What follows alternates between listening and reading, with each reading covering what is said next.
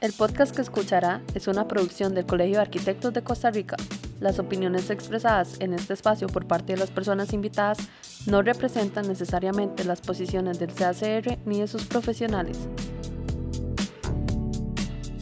CACR Escucha, el podcast del Colegio de Arquitectos de Costa Rica para conectar con la comunidad. Bienvenidos y bienvenidas a este nuevo episodio de CACR Escucha, el podcast del Colegio de Arquitectos de Costa Rica. Soy Carla Jiménez y voy a ser su anfitriona en este espacio. Quiero desearles un feliz año 2026 y para iniciar este nuevo periodo tenemos un tema muy interesante y es el de tácticas para atraer nuevos clientes en este 2026. Un tema muy interesante y vamos a desarrollarlo como siempre con una experta en la materia. Hoy tengo el gusto de presentarles a la arquitecta Verónica Alfaro. ¿Cómo estás, Verónica? Hola, Carla. Encantada de estar aquí. Muchísimas gracias a los que nos van a escuchar en el momento que salga el podcast. Vamos a conversar un poquito sobre el perfil profesional de Verónica. Verónica es directora ejecutiva del Consejo de Desarrollo Inmobiliario CODI, cámara que representa las empresas más relevantes del país en desarrollo inmobiliario. Cuenta con 18 años de experiencia profesional de la arquitectura, la construcción y el desarrollo inmobiliario. Inició su carrera en 2007 y durante más de una década se desempeñó como consultora independiente en diseño arquitectónico y desarrollo de proyectos. Verónica combina una sólida base técnica con una visión estratégica del negocio inmobiliario. Cuenta con formación en gerencia y gobernanza a través del Instituto Latinoamericano de Gerencia de Organizaciones Empresariales ILGO, programa de la OIT y del INCAE. Bueno, Verónica, como directora ejecutiva del CODI, cámara que representa a desarrolladores inmobiliarios, le permite tener una perspectiva privilegiada de cómo evolucionan los mercados, las expectativas de los clientes y las estrategias para generar valor y atraer nuevos negocios en el contexto actual y en este 2026 que viene con nuevas cosas y buenos y nuevos retos, Verónica. Así es, así es. Bueno, hablemos. ¿Cómo describirías el panorama en Costa Rica? Ok, ese panorama para los profesionales en arquitectura e ingeniería, sobre todo los arquitectos que son los nuestros. Yo creo que es sumamente importante y relevante siempre entender qué es lo que está pasando en el país, qué es lo que está pasando en la región. ¿Por qué? Porque eso nos da una perspectiva de hacia dónde se están dirigiendo los movimientos económicos. Y donde se dirige el movimiento económico es donde está la plata. Y es donde también está nuestra realidad en este momento. Exactamente. Entonces tenemos que ser muy conscientes, ¿verdad?, de informarnos. Hay gente que es un poco reacia a seguir noticias, que a entender indicadores económicos y todo eso, pero eso nos da una fotografía de hacia dónde vamos en la condición en la que está el país. O sea, seguir los indicadores que da el Banco Central, que da el mismo colegio, que da la Cámara de la Construcción, son sumamente importantes para entender cómo está esa temperatura de mercado. Sin duda, sin duda. Este año, como todos los años entre el periodo previo electoral y el año electoral, siempre hay una cautela de las inversiones y de los movimientos grandes. Siempre en año electoral vemos cómo a veces se ralentizan un poco ciertas decisiones de inversión y hay que tomarlo en cuenta porque a veces el negocio uno puede sentirlo un poquito lento, ¿verdad? Pero una vez que ya se vuelven a acomodar todas esas fuerzas políticas, porque la gente está esperando a ver hacia dónde va a pasar, ¿verdad? No es la idea hablar de política, pero definitivamente es algo que pesa. Y vea, una condición, o sea, en lo que yo llevo de ser profesional y ejercer, siempre, en todas las campañas, en todos los años electorales, pasa exactamente el mismo fenómeno. Entonces es sumamente importante tener esa lectura. Y entender, como le digo, más allá de eso, también el contexto macroeconómico de nuestro negocio, de nuestras actividades económicas, porque eso sin duda nos da una idea de por dónde puede andar la inversión de la gente. Correcto. ¿Verdad? Y pues entender igual un poquito el contexto internacional y todo el tema, porque también la inversión extranjera directa en nuestro país pesa un montón. Entonces también eso influye en la economía general. Entonces es muy importante que tengamos ese mapeo. Por eso es la información, estar atento a las noticias, escuchar que no todo el mundo es fanático, pero escuchar programas de opinión se vuelve relevante. Para podernos hacer esa radiografía de qué está pasando en nuestro país. Y a veces decimos, es que no nos gusta escuchar noticias, pero sí podemos escoger esa noticia positiva o esa noticia que de alguna forma impacta lo que nos interesa. Entonces, ese es un maravilloso, el otro día una maravillosa recomendación. El otro día que estaba pensando precisamente en este podcast, yo decía, bueno, cuando han habido mundiales, ¿verdad? ¿Hacia dónde se dirige y que Costa Rica participa, ¿verdad? Que es una gran fuerza también la parte del fútbol. Exactamente. Entonces, masas. Claro, de repente la gente pausa ciertas inversiones por ir al mundial, ¿verdad? Entonces, eso no es bueno para nosotros, pero al fin y al cabo, son factores que tenemos que tomar en cuenta para tener ese cable a tierra de decir hacia dónde va nuestro negocio, hacia dónde podemos dirigir esos esfuerzos de conseguir nuevos clientes y nuevos proyectos. Y es que ponernos también ver las cosas con otros lentes, ¿verdad? Verlo en un panorama mucho más amplio, porque tenemos que empezar a sumar todos esos detalles que van a impactar positivamente en ese emprendimiento, en ese cambio que queremos hacer.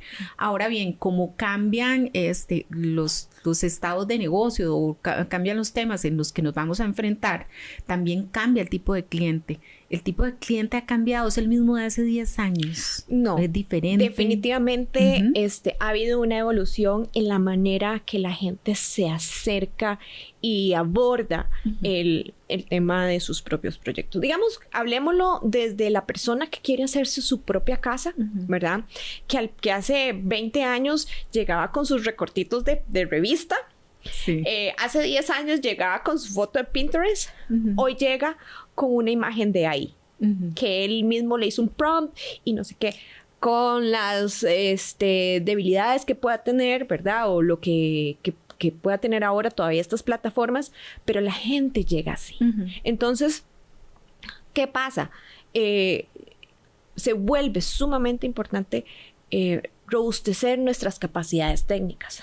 ¿Por qué? Porque nosotros tenemos que traducir todo eso en algo realmente tangible, algo real que se pueda realizar, ¿verdad? Porque claro, la gente, y hacer una lectura correcta de decir, bueno, antes me traían el recorte de la revista, el mismo fenómeno con la fotito de Pinterest o lo que encontraban en Google, y ahora de repente me llegan con algo generado por inteligencia artificial. Bueno, en lugar de sentirnos como presionados, abrumados, exactamente, es hacer una lectura estratégica de qué es lo que quiere esa persona. Y estoy hablando de casas, tal vez, que son como esos proyectos todavía más personalizados. Pero cuando hablamos ya de proyectos donde involucran oficinas y involucra un comercio, el diseño de un comercio, la remodelación de una tienda, hacer un hotel, todo eso también es importante. Entender quién es tu cliente, hablar el mismo idioma de tu cliente. Si es alguien que lo que le interesa es hacer un negocio, más allá de un render bonito, tenemos que hablar, como te digo, su mismo idioma técnico. El ROI, el CAPEX, los price point, de repente, la vacancia. O sea, entender toda esa estructura, ese ecosistema donde está metido nuestro cliente para poder hablarle técnicamente y responderle en función de lo que está buscando. Y también baja el estrés que tenemos a la hora que tal vez no manejamos todo, pero esto nos obliga a salirnos de esa zona de confort y empezar a explorar nuevos espacios y a informarnos más y a meternos también en la cabeza de este cliente de una forma más sencilla. Exacto, porque vamos a ver, cuando yo siempre hago una separación de la gente que busca su casa, ¿verdad? Sí. Que tiene un componente emocional, que tiene un componente romántico, que tiene un componente de, aquí voy a criar a mi familia. Eso es un nicho y un tipo de cliente que es muy diferente al que está haciendo un negocio. Entonces nosotros tenemos que aprender a hacer esa diferencia para poder llegarle con las respuestas necesarias a cada uno de esos tipos de cliente y de proyecto. No basta únicamente con hacer un buen diseño. No, eso es... Aquí quiero venir un poquito para atrás antes de hablar de diseño. Simon Sinek es un de estos coach americanos, ¿verdad? A mí me gusta mucho, tiene varios libros y uno de ellos se llama El Círculo Dorado. Y él habla de por qué las organizaciones, o sea, cómo hay unas organizaciones más exitosas y hay unas personas más exitosas que otras. Y él dice, bueno, primero está el qué. Eso es como la capa más externa. ¿Qué hacemos? Luego viene una más cercana que es el cómo. ¿Cómo lo hacemos? Pero finalmente, las que tienen más éxito es las que conocen y entienden su porqué, su razón de ser, su motivador, ¿verdad? ¿Qué es lo que filosóficamente los motiva? Entonces, si nosotros tenemos esa convicción de que vamos a hacer una arquitectura diferente o que nuestra propuesta de valor es X y abrazamos eso realmente desde aquí adentro, desde lo filosófico, desde la parte más purista de la arquitectura, si querés verlo así, desde ese motivador que hace que nos realice como personas, empezamos a tener muchísima más congruencia a la hora de armar nuestro cómo y después de nuestro qué. Entonces, por ahí es como primero hagamos esto, ¿verdad? Entendamos cuáles son nuestras motivaciones y ya después sí, armemos que nuestros diseños, que nuestras cosas, que nuestra propuesta de valor. Pero sí, efectivamente, un buen diseño no es eso. O sea, hoy en día la gente busca más soluciones, que se les facilite la vida, a sencillamente algo que se vea bonito. La estética no es que deja de ser importante, por supuesto, pero los otros factores, que tenga una respuesta de costo, que tenga una respuesta funcional, que tenga una respuesta que le dé realmente un giro a mi negocio. Y que a mí me entiendan como cliente, eso también empieza a pesar mucho. Son muchos los actores, por decirlo así, que fluyen en esta toma de decisiones. O sea, no solamente somos buenos diseñando y ya con eso lo tengo todo. O sea, tengo que ir ampliando esas capacidades.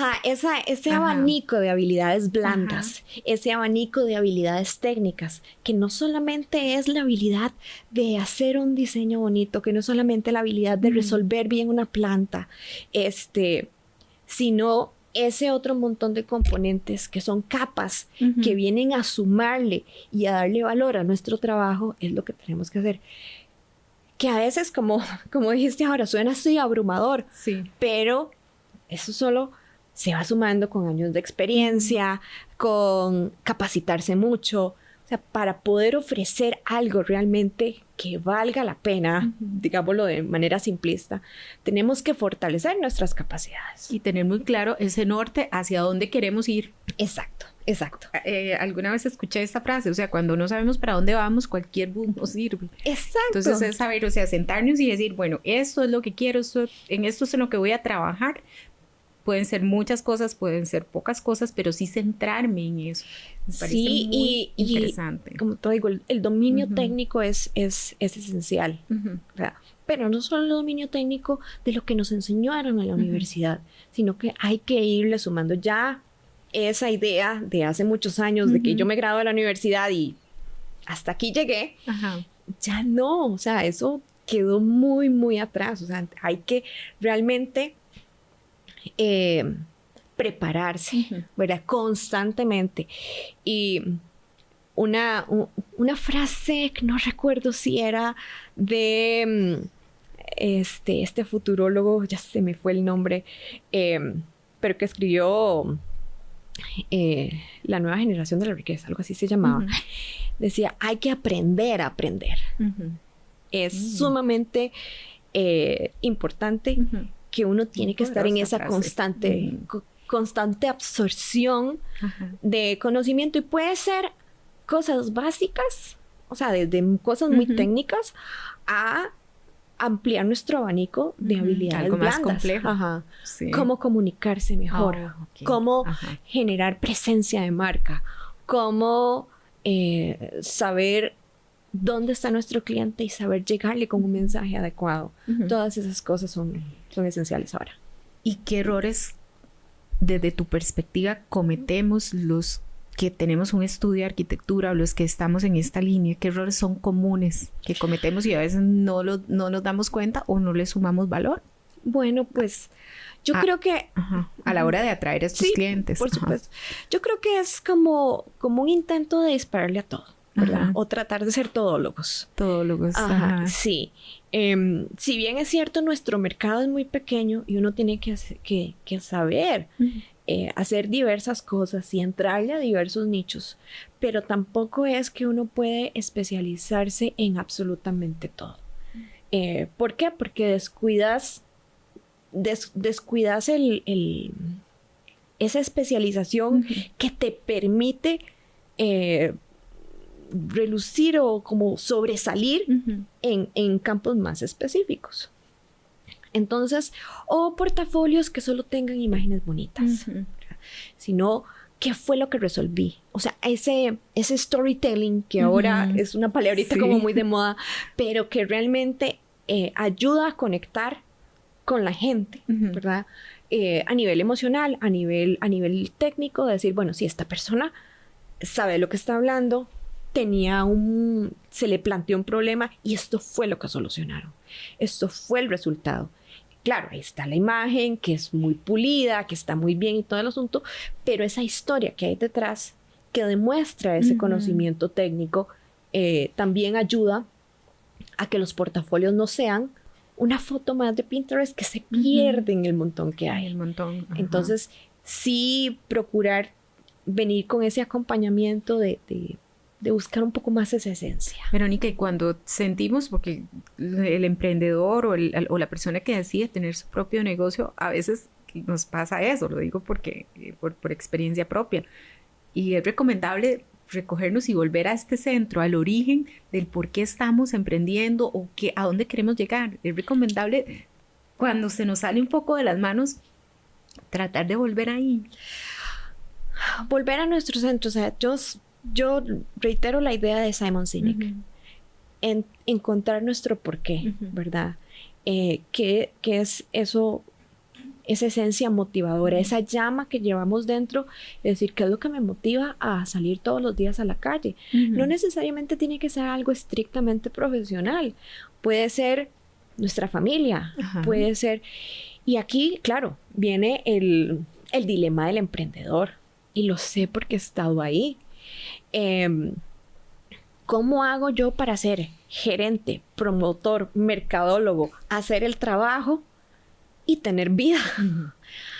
Aquí es donde viene precisamente ese abanico de habilidades blandas que nos obliga un poco, ¿verdad? Y la vida del emprendedor es sacrificada ya en su esencia, donde ya no arrancamos el día a las 7 de la mañana, tenemos que arrancarlo a las 5, ¿verdad? Y sacarle provecho y ser muy disciplinados. A mí me toca ahora con el puesto que yo tengo, estar mucho en contacto con CEOs de las empresas más grandes del país, y una constante en ellos es esa disciplina férrea que tienen de los tiempos en que hacen las cosas, la efectividad con que toman ser muy ejecutivos, ¿verdad? Ser muy ejecutivos con su tiempo, dedicarle la energía necesaria a las cosas en su punto exacto. Y que no se nos vaya ahí diluyendo el tiempo en cosas que no. Sí, o sea, no hay derecho a procrastinar, por así decirlo. Eso y es algo que hemos venido arrastrando. Cuesta, sí. Ahora bien, Verónica, un profesional joven, una empresa de reciente formación, ¿puede competir con empresas más grandes? No puede competir en tamaño, pero sí puede competir en agilidad. Puede competir en términos de un servicio más personalizado, un servicio diferenciado, ¿verdad? Esa respuesta de donde, claro, una empresa consultora grande tiene un músculo enorme para producir información y para tener investigación y para un montón de cosas, que está bien, porque eso igual le brinda empleo a un montón de gente. Y así se aprende, ¿verdad? Y hay una escuela enorme en esas firmas grandes. Y muchas de esas firmas muchas veces se derivan estas otras firmas más pequeñas, ¿verdad? Claro. Que absorbieron ese know-how y lo adaptan a la escala que tienen. Entonces, no es un tema de competir, es un tema de el saber hacer, ¿verdad? Y decir, bueno, ¿cuáles son mis fortalezas? Yo tengo 100 empleados para que me hagan renders a 5 minutos a cada 5 minutos. No, pero yo puedo agilizar y hacer más personalizado mi trato, ¿verdad? Entender mejor mi cliente, conectar a nivel emocional, conectar a nivel de negocios, por ahí. Ahora bien, antes hablamos sobre los portafolios. ¿Nos conviene tener servicios generalizados o será mejor tener servicios especializados? Yo regreso un poquito al punto de decir, nuestro mercado hay que leerlo muy bien, ¿verdad? Nosotros podemos tener nichos, hay gente que tiene nicho geográfico, ¿verdad? Por ejemplo, la gente que de repente dice, yo puedo irme a Guanacaste, me puedo ir al Pacífico Sur, me puedo ir al Pacífico Central, y empiezan a montar un negocio y les va súper bien. De hecho, hace poquito escuché a un arquitecto que venía de una de esas firmas grandes y de repente en Grecia, con todo este movimiento, de ahí viene la importancia de la lectura que hay que hacer de nuestro entorno, de hacia dónde se está moviendo el dinero. Y claro, en Grecia, las zonas francas y todo el tema, y empezó a conectarse con la gente, empezó a hacer mucho networking ahí y le está yendo bien, ¿verdad? Está consolidando trabajo. Entonces, de repente tu nicho no tiene que ser necesariamente de segmento, puede ser un nicho geográfico, puede ser un nicho socioeconómico, ¿verdad? Entonces, hay que definir un poco por dónde realmente se puede mover uno. Entonces, ¿cuáles son tus herramientas? Conocer gente, te puedes conectar, de repente haces voluntariado en un sector, entonces te empezás a conectar y estratégicamente empezás a escoger dónde de repente significa tiempo. Sí, volvemos al tema del emprendedor, pero hay que hacerlo. Y así buscaríamos ese cliente ideal, porque nos pasa también al emprendedor o al que tiene su oficina pequeña, que a veces por querer abarcar muchas posibilidades de trabajo, dejamos escapar tal vez oportunidades que nos pueden dejar o más utilidad o lo podemos abarcar mejor a ese cliente. ¿Cómo podemos poder describir o escoger a ese cliente ideal? Uy, aquí viene un tema de disciplina de venta, si se puede decir de esa manera, porque efectivamente no todos los clientes son rentables y no todos los proyectos son rentables. A veces uno dice, no, ahí yo le entro, pero ¿cuál es tu consumo de tiempo? ¿Cuál es tu inversión? O sea, ¿qué es lo que a vos te cuesta ese proyecto, ese cliente? Hay gente que es, pues por supuesto, todos queremos clientes ideales que nos lleguen y nos digan sí a todo y que tengan un presupuesto robusto. No siempre es el caso. Sin embargo, hay clientes que por temas de personalidad uno tiene que ser realista y decir, no, yo no puedo con esta persona, ¿verdad? Esto puede terminar mal y a veces uno dice, es mejor cortar por lo sano a tratar de agarrar un poquitillo más de plata que la sufrí un montón, ¿verdad? Y que me deterioró tal vez mi relación o mi tiempo con otros clientes que sí me generan muchísimo más. Uno tiene que ser realista y la estructura de costos propias de un proyecto, de lo que a mí me cuesta como profesional. ¿Cuántas horas le voy a invertir? Por eso es que las oficinas grandes son en eso súper disciplinadas. Le asignan un arquitecto y no sé cuántos asistentes, ajá, y entonces contabilizan horas y esa hora cuesta tanto. O sea, tienen una estructura de costos súper clara. Uh-huh. Podemos hacerlo a nuestra escala, ¿verdad? Decir, bueno, ¿cuánto cuesto yo? Uh-huh. ¿Cuánto cuesta mi tiempo? ¿Cuánto le voy a invertir a esto? Y decir, no es que no le voy a dar esa milla extra, pero sí tener claridad de decir, si yo me paso de este punto, empiezo a perder dinero. Sí. Y eso es una claridad que a veces cuesta tenerla. Dinero y tranquilidad muchas veces. Ahora bien, arquitecta, esas tácticas concretas, usted me podría enumerar algunas, me podría dar consejos para ver cómo voy poniéndole cómo voy dando en el punto para no. Bueno, ahora pareciera que queremos facilitar y no es fácil. O sea, sí que tengamos en este podcast claro esa parte, no es fácil. Pero alguna ayuda para poder identificar esas tal vez como en dos vertientes. Ajá. Tenemos que aprender a generar marca personal. Uh-huh. Eso definitivamente es importante. Y marca personal, en una frase decía, no es parecer caro, uh-huh, o premium, es parecer auténtico. Uh-huh. Entonces, trabajarme en lo que yo proyecto, en mi imagen. Y no se trata de convertirme en un youtuber, en un influencer, que ahora la gente piensa y relaciona inmediatamente. Me cargo más con una función, ajá, que no es tal vez la de uno. Sí. Hay que tener, cuando uno es pequeño, hay que ir con láser para estas cosas. Primero, ¿cuál es la plataforma donde yo puedo realmente darme a conocer? Ajá.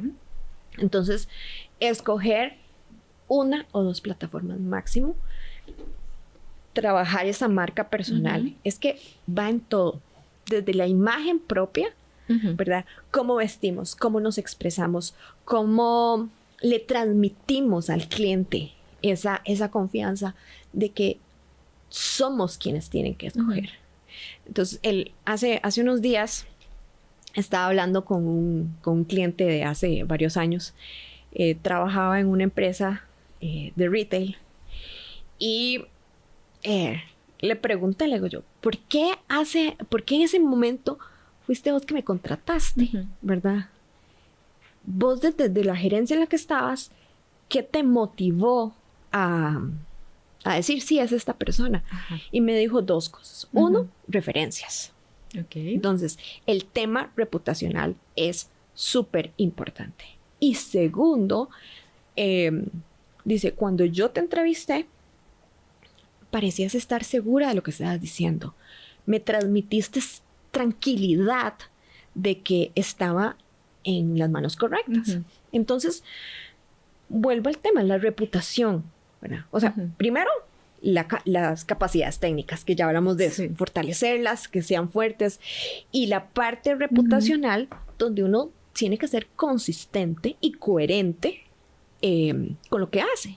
Nada hacemos con decir, sí, claro, yo tengo un cliente y me pidió una cotización. Primero se la mandé un mes después de que me la pidió. Uh-huh. Luego se la mandé en una papelería que no dice nada. En un correo random de uh-huh, Gmail que dice Florecita8421. Uh-huh. Sí. Hay todo una estructura que eso es marca personal. Sí. ¿Verdad? No importa si usted empieza con un correo de Gmail, pero que tenga cara de algo, hasta en esos nombres, en esos detalles, uh-huh, va la diferencia. La papelería con la que yo envío un correo, mi firma de correo electrónico, la manera en que yo me expreso, hasta que yo redacto, todo eso empieza a pesar uh-huh, en mi marca personal. Uh-huh. La forma en que yo me expreso. Uh-huh. Todo eso pesa mucho. Todos estos puntos y y creérsela. Suena tal vez muy, muy popular decirlo así, pero es que hay que creérsela. Hay que porque creérsela. si no confiamos nosotros en nosotros mismos, no podemos pretender que otras personas confíen y crean que estamos diciendo lo que sabemos y estamos... Exacto, si a vos te llega un médico y te dice, bueno, doctor, ¿qué es lo que tengo? De ahí, a mí me parece que si este lunarcillo se ve como feo, es que... sí, empieza a dar vueltas y no te da una respuesta, porque uno lo que quiere es una respuesta certera, con seguridad, que me dé confianza, ¿verdad? Entonces ahí también, como te digo, el lenguaje, la forma en que nos expresamos realmente puede hacer la diferencia. Incluso hasta la postura cuando Totalmente, el lenguaje corporal es esencial. Sí. No necesariamente tenemos que invertir grandes cantidades de dinero si estamos empezando, es solamente un espacio del cual podamos atender, y ahora con la tecnología pues nos da todavía chance a eso, a que podemos atender desde un espacio en la casa, que nos escuche por allá el perro, o sea, cuidarnos en esos pequeños detalles que al final suman. Exacto. Y es que uno va haciendo, yo voy recolectando los bloopers de lo que pasa con gente. Una vez me acuerdo, estábamos en una reunión, una persona en Zoom, ¿verdad? Muy técnico el señor, sumamente centrado, seria la persona, ¿verdad? Y en la parte de atrás, lo que se veía era un closet lleno de ropa desordenada que a uno le brincaba el ojo. Entonces, esos detalles cuentan, porque hasta ahora que incluso que ya muchas veces se mezcla la presencialidad con la virtualidad, eso también hay que cuidarlo. También la puntualidad. La puntualidad, el cumplimiento con los alcances que vas a dar. Muchas veces hay colegas que empiezan, sí, yo le hago el diseño de la casa o el diseño del localito o lo que sea, pero no le dan forma y estructura a su entregable. O sea, ¿qué le voy a dar yo? Yo le voy a dar esto y esto. Todos esos tienen check y todo eso es cobrable.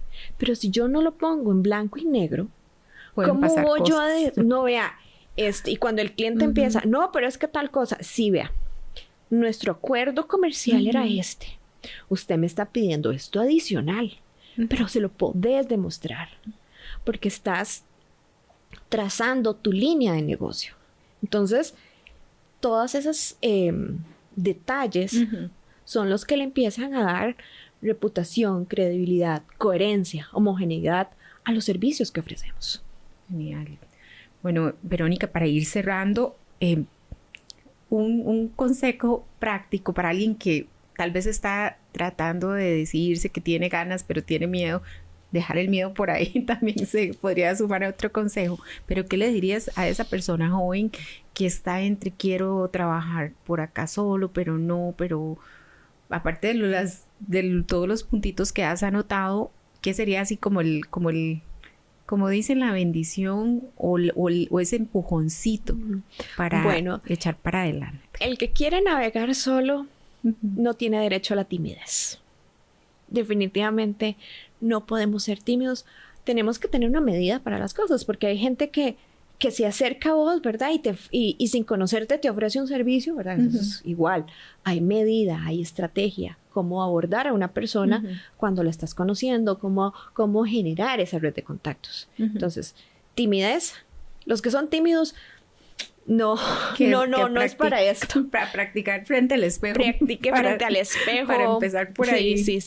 Y se lo dice una persona que ha tenido que superar la timidez. Yo era súper tímida, ¿verdad? A mí me temblaba todo cuando tenía que ir a hablarle a alguien.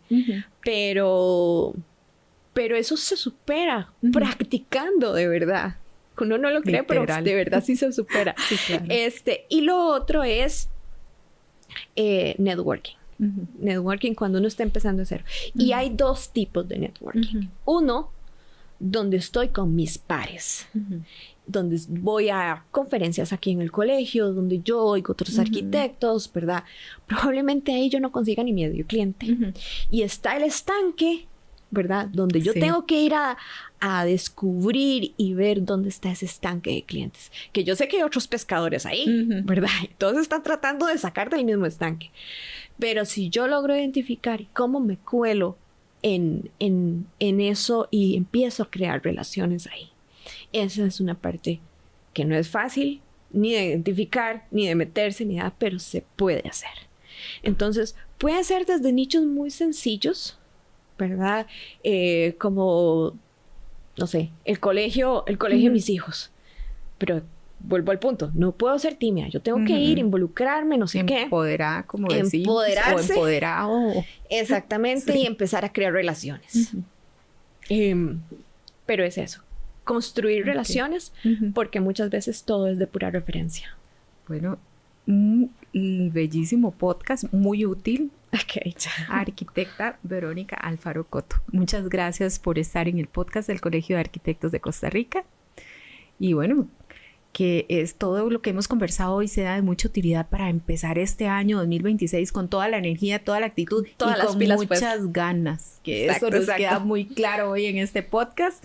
Y bueno, gracias a usted que nos acompañó en este espacio. Recuerde compartir este podcast con alguien que usted conoce por ahí, que sabe que le va a interesar y le va a gustar esta información. Y tenemos una cita en nuestro próximo episodio.